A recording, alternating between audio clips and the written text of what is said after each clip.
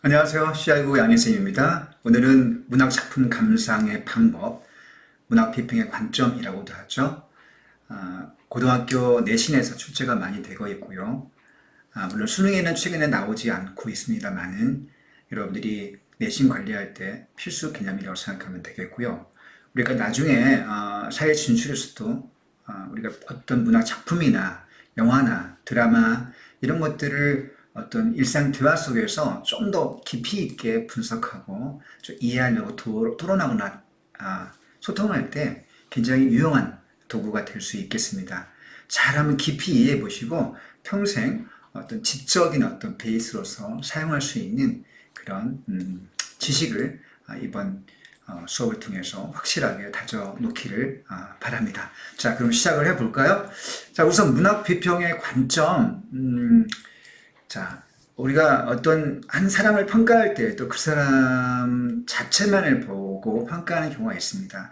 뭐, 참 잘생겼어, 참 착해, 그리고 똑똑해, 굉장히 성실해, 이렇게 그 사람 자체의 성격만 가지고 판단할 수 있습니다. 그러나 그 사람을 과연 그 사람만 가지고 판단할 수 있을까요? 그 사람의 타고난 환경, 성장 환경, 이런 걸 통해서 판단할 수 있겠죠.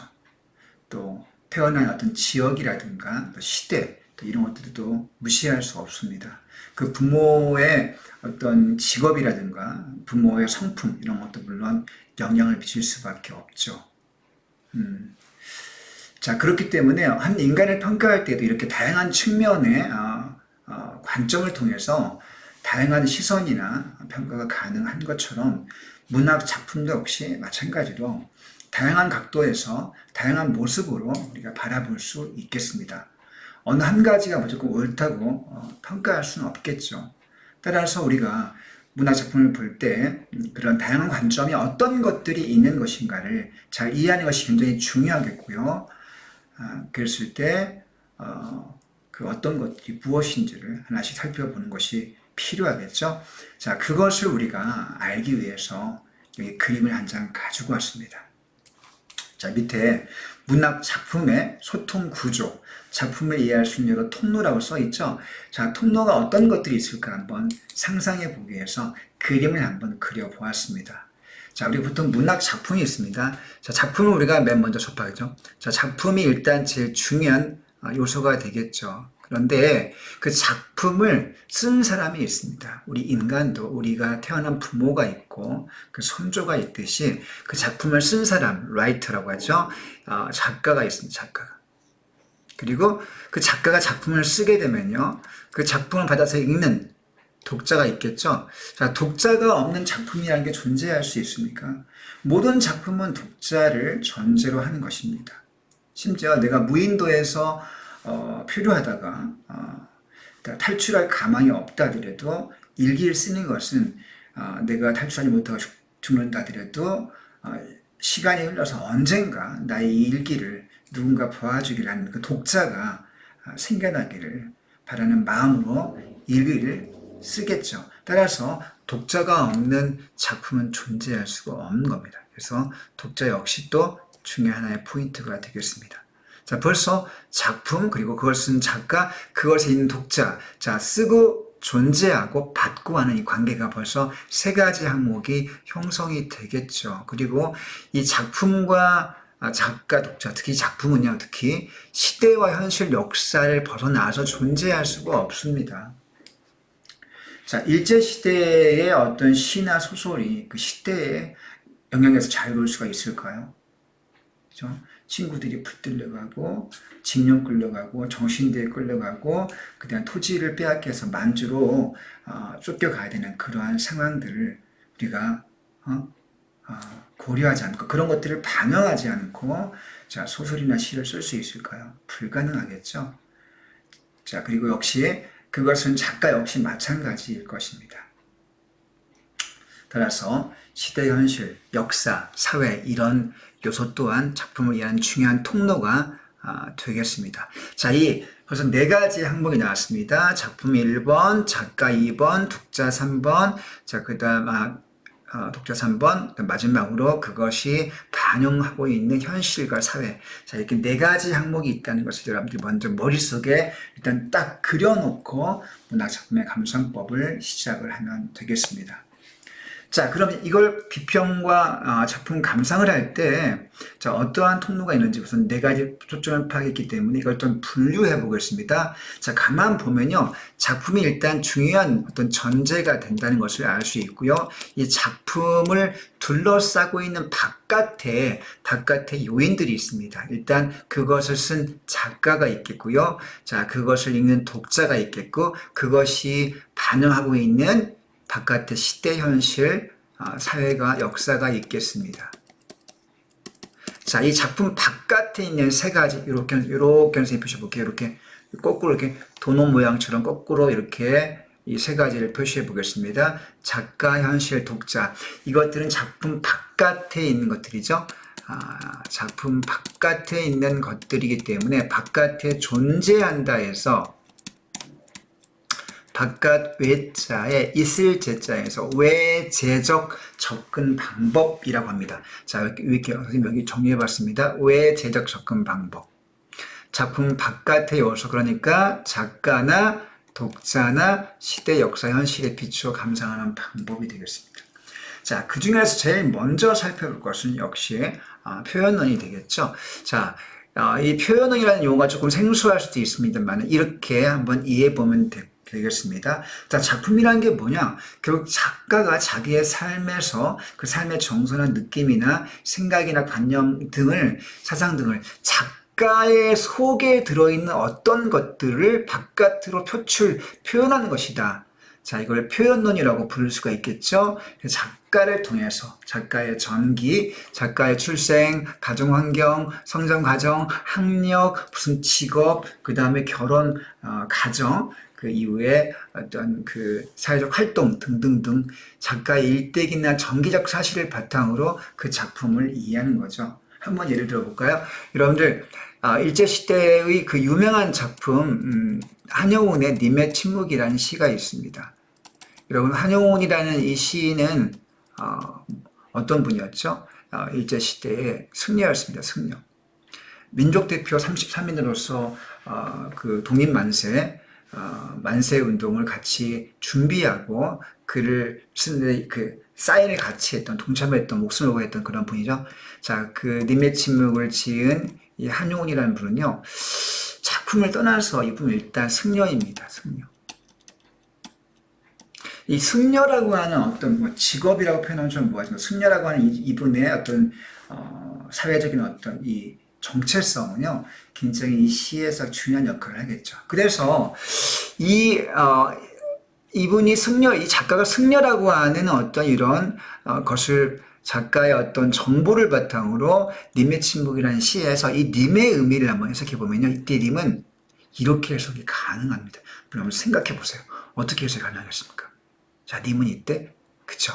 부처 혹은 진리, 삶의 진리 이런 것들을 의미합니다. 자, 님의 침묵이 부처 혹은 구원자, 절대자 혹은 진리가 일제시대에 침묵하고 있다. 이렇게 해석을 할 수 있겠죠. 상당히 그럴싸한 해석이 성립하네요. 자, 이런 식의 관점 우리가 표현론적 관점이라고 합니다. 자, 근데 어떤 사람은 이렇게 평가할 수 있습니다. 그래, 물론 작품은 작가가 지은 것이니까 작가의 전기나 이런 출생 같은 것들을 우리가 파악하는 것이 필요할지 몰라. 그렇지만 그것보다 중요한 게 뭘까? 결국 그 작가 역시 시대 현실을 피할 수 없다는 거 아닐까? 시대를 떠나서 우리가 이 사회를 떠나서 이 시대와 사회 역사라는 공기를 떠나서 우리 인간이 존재할 수 없기 때문에 그거에 영향을 받을 수 없기 때문에 자, 시대와 역사 이런 사회를 통해서 작품을 바라보는 것이 훨씬 더 적절할지 몰라. 그러면서 자, 표현론을 상당히 뭐라 그럴까요? 적절치 않은 것으로 이렇게 비판적으로 볼 수 있습니다. 그래서 역시 한용운의 님의 침을 가지고 자, 시대와 역사, 사회 현실을 바탕 이걸 통해서 한용운의 님의 침묵을 평가해 본다면 이 님이라는 이 시어의 의미가 어떻게 해석이 될까요? 자, 그때의 님은 바로 뭐겠습니까? 일제시대에 우리가 조국을 빼앗겼잖아요. 일제에게 주권을 빼앗긴 그런 가슴 아픈 시대 아니었습니까? 이때 님은 그렇죠. 조국이라고 볼 수 있습니다. 조국의 주권이 침묵하는 시대이다. 이렇게 해석이 가능한 거죠. 자, 이렇게 관점을 달리하니까 님의 침묵이라는 시에서 님이라는 어떤 시어, 중요 시어의 의미가 상당히 각도가 관점이 바뀐다는 것을 우리가 이해할 수 있겠네요. 자, 그런데 또 어떤 사람은요, 야, 작가 물론 중요하고 물론 시대 중요하지만 결국 독자가 이걸 읽지 않으면 아무 의미 없는 거 아닙니까? 일제시대 독자라고 한다면 이때 님은 뭐 조국이라 할 수도 있고 뭐 20대 선영이라면 이때 님은 그 사랑하는 여자, 뭐 남자, 이성이라고 볼 수 있겠지만 나는 일제시대에 지금 살고 있지 않고 현대 2020년대 이후를 살고 있는데 조국 이런 건 별로 난 내 취향은 아니야. 라고 하면서 독자가 어떻게 느끼는가를 중심으로 파악하는 관점이 있습니다. 자, 이렇게 독자를 통해서 작품의 의미를 해석하는 관점을 독자가 어떻게 느끼는가, 독자가 효용, 그 쓸모를 어떻게 느끼는가, 독자가 그 작품을 어떻게 수용하는가, 어떻게 받아들이는가가 역시 중요하다. 작가의 정기나 시대에 이런 것보다도 독자가 어떻게 그것을 받아들이는가가 굉장히 중요하다라는 이런 관점으로 주목해 보는 것입니다. 자, 작품은 결국 독자가 읽고 수용하는 과정 아니냐. 그래야만 존재할 수 있으니까 독자가 가장 중요한 어떤 초점이 되는 것이 마땅하다라고 주장하는 거죠. 그래서 자, 그 작품을 독자가 어떻게 어떤 그 시를 통해서 어떤 교훈을 느끼고 어떤 깨달음을 느끼고 어떤 것을 알게 되었는지 이런 것들을 중점적으로 판단해 보는 겁니다. 예를 들어볼까요? 자, 여러분이 만약에 이 시대의 한용운의 님의 침묵을 읽었다면 이 님의 의미를 여러분은 어떻게 파악을 하겠습니까? 여러분이 아마 지금 마음속에 누군가를 좋아하는 살짝 원래 남사친 여사친이었는데 뭐 친하게 지내다 보니까 이성적인 마음이 싹트기 시작했어요. 콩당콩당 합니다. 생각이 막 납니다. 침대에 누워서도. 그리고 책을 볼 때 막 떠오릅니다. 자, 그런 상태에 놓여 있다면 이런 독자로서 여러분의 상태에서 그때 님은 어떤 의미로 해석이 되겠습니까? 사랑하는 사람이 되겠죠. 자, 이렇게 해석이 싹 바뀌는 겁니다. 자, 이것이 바로 작품의 바깥에서 작가와 시대 현실과 독자를 통해서 보는 관점입니다. 그래서 우리가 표현론, 시대 반영론 혹은 효용론, 수용론이라고 부르는 거죠. 자, 이렇게 해서 외제적 관점을 살펴봤습니다. 이제 그렇다면 뭐가 남았을까요? 작품의 바깥을 살펴봤으니까 이제 마지막 남은 관점은 뭐가 되겠습니까? 그렇죠? 작품 안을 보는 겁니다. 자, 작품 안에 뭐가 들어있을까요? 자, 다음 페이지 보겠습니다. 자, 여러분, 그 작품 안에, 자, 우리가 이 작품 안에 뭐가 있냐. 예를 들면 시 같으면요, 서술자, 화자가 있고요. 소설 같은 역시, 서술자가 있겠죠. 자, 이렇게 여러분 주의할 점은 서술자는 작품 안에 있는 존재이고요. 작가는 작품 바깥에 있습니다. 이거 주의하세요. 작가와 서술자를 혼동하면 안 됩니다. 이 둘은 다른 존재입니다. 연결은 돼 있지만 즉 서술자는 작가의 대리인, 에이전트인 거 여러분 다 알고 있죠? 에이전트는 허구적인 존재 아닙니까? 추상적인 존재죠. 작가와 똑같은 동일한 인물이 아닙니다. 동일한 존재가 아니라는 걸 여러분 다 알고 있죠? 자, 이 서술자를 통해 작품을 본다든가, 혹은 작품 안에 있는 뭐 시 같으면,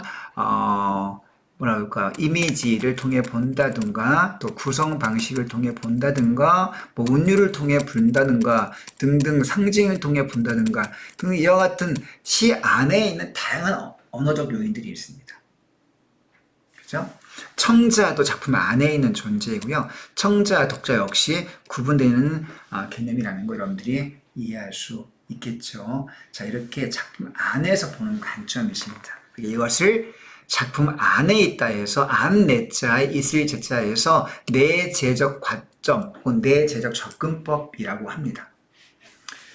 자, 작품을 절대시하고 작품의 구조를 중시하기 때문에 우리가 이거를 작품론 혹은 작품의 구조에서 구조론 혹은 절대론이라고 합니다.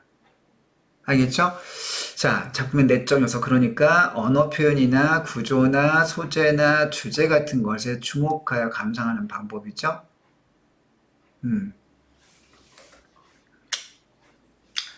자, 그러니까 이거를 내재적 접근법이라고 합니다. 자, 시 같으면요, 시의 표현법, 시어, 시구조의 의미, 운율, 화자, 구성, 그 다음에 등, 시상전개 방식 등등등, 주제 등등, 다 시 안에 있는 구조나 언어에 해당되는 내용들입니다. 소설 같으면요, 문체라든가, 그 다음에 서술과 시점, 구성, 뭐 역순행, 순행, 구성, 인물, 그 다음 배경, 갈등, 주제 같은 소설 내적인 요소를 가지고 판단하는 관점입니다. 자, 밑에 내가 예를 갖고 왔습니다. 여러분들 유명한 그 황진이의 시조가 여기 밑에 예문으로 나와 있습니다. 황진이의 시조, 동짓달 기나긴 밤, 유명한 시조가 나왔네요.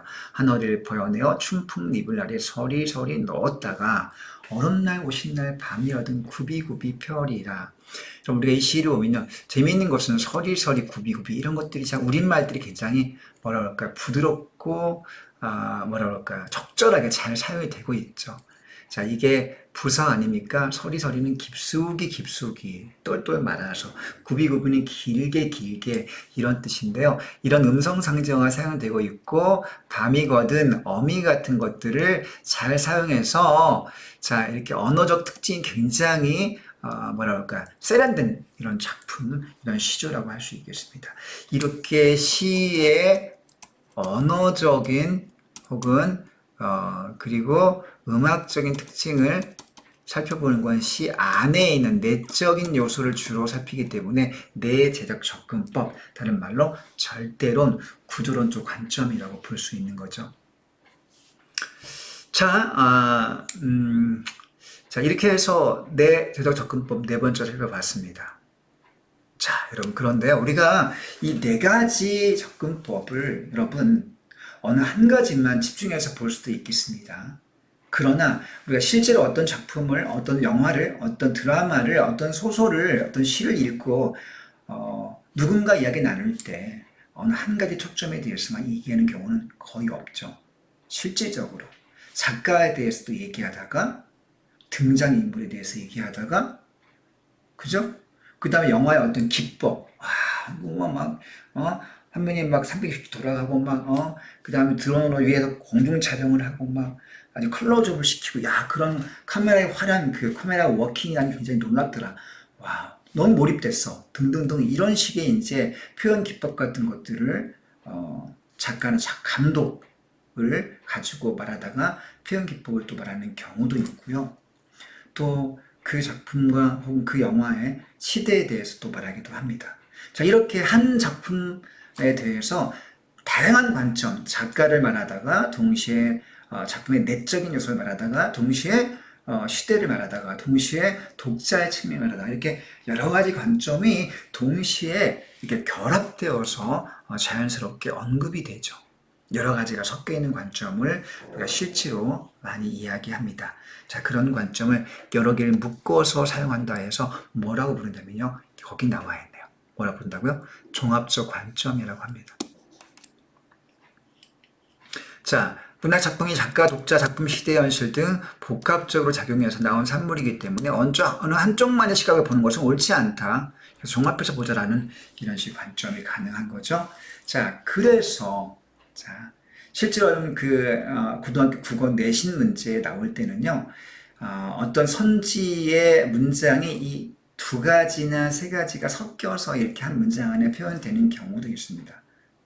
그래서 그런 것들을 우리가 미리 개념을 숙지해 두는 것이 필요합니다. 자, 이렇게 해서 기본적인 관점을 살펴봤습니다. 여러분 나중에 꼭 내신에 필요해서 이렇게 개념을 정리해 봤지만 나중에 시를 읽거나 소설을 읽거나 영화나 드라마를 보고 친구들과 얘기 나누고 주변인과 대화할 때 좀 더 지적인 사람이 되고 싶다고 한다면 이 관점을 잘 기억해 두시고, 내가 지금 이 작품을 어떤 측면에서 볼까, 이렇게 보는 게 더 재미있네, 이런 것도 있네, 이런 것들을 좀 더 관망하는 조망하는 어떤 시각을 가지고 좀 더 즐겁게 대화할 수 있는 능력을, 그런 내공을 갖추기를 바랍니다. 여러분의 작품 감상의 내공은 레벨 3, 4, 5가 이 강의를 들으면서 업 되었습니다.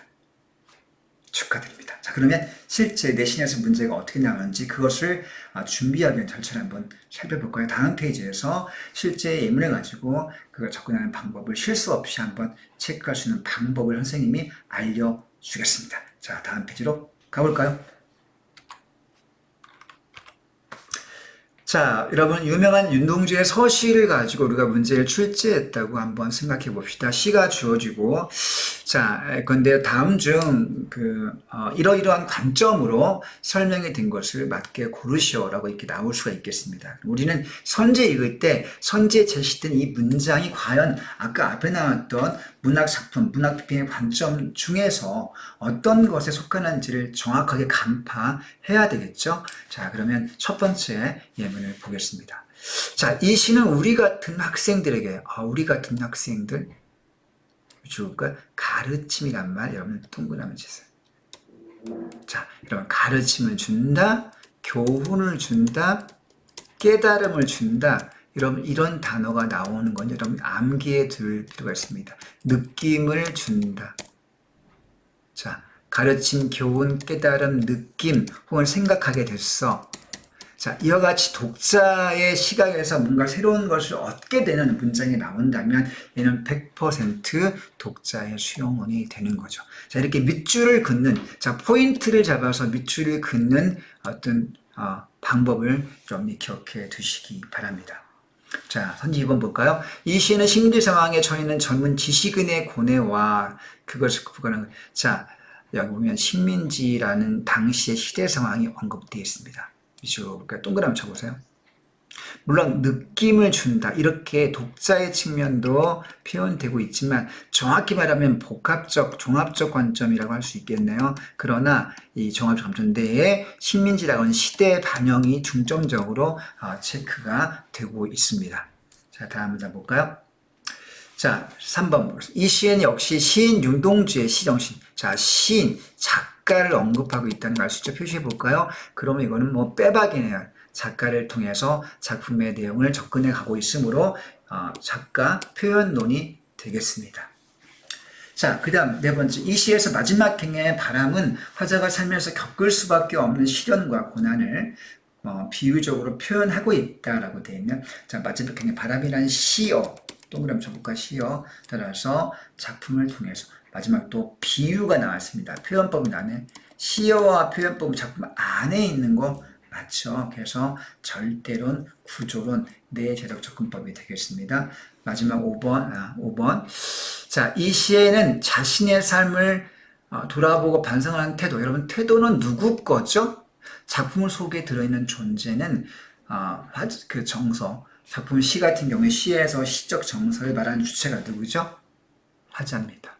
화자의 태도를 언급하고 있네요. 태도 동그라미 주세요. 이건 100% 역시 작품 안에는 내재적 요소가 되겠고요. 절대 구조론이 되겠습니다. 자, 6번. 이 시에는 자신의 삶을 돌아보고 반성하는 성찰적 어조. 여러분, 어조는 누구 거죠? 화자 거네요. 따라서 역시 이것도 절대론 구조론이 되겠습니다. 자, 이렇게 시를 살펴보더니 그럼 소설은 어떻게 될까요? 자, 그것도 한번 살펴보겠습니다. 자, 읽어보겠습니다. 자, 메밀꽃 필 무렵이라는 어떤 시가 있습니다. 그죠? 메밀꽃 필 무렵. 자, 이 시에서 보겠습니다. 이 작품은 대화를 중심으로 사건이 전개되고 암시적 결말을 통해 준다.